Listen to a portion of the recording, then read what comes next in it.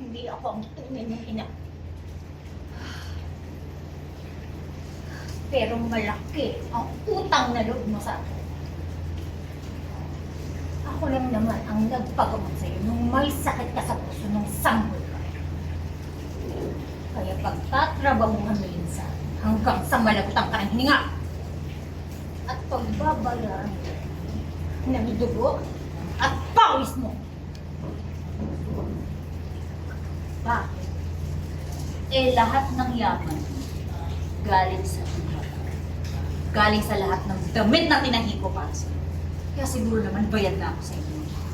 Hayaan mo na lang akong umalis at hanapin ang totoong pamilya ko. Tapos na ako magpaalipin sa'yo. Hindi. Hindi ka alis!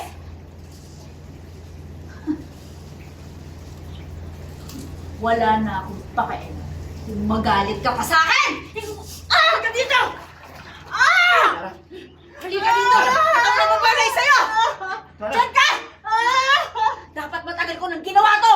Kung alam ko lang na hindi naman pala kita ano! Hala, sige! Inumin mo yung burak na yan! Kasi kulay yan ang budhi mo! Itim at nabubulok! Makinig ka sa akin. Ninakaw ang lahat ng dapat sa akin.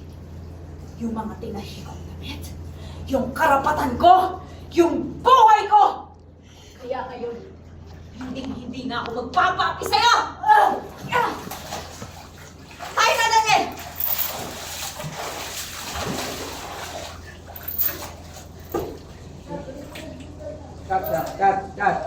Cut. Okay na po kayo? Okay na po. 50! Tatawagin. May kahilingan ka ba? Manifest na yan. Sa wish ko lang.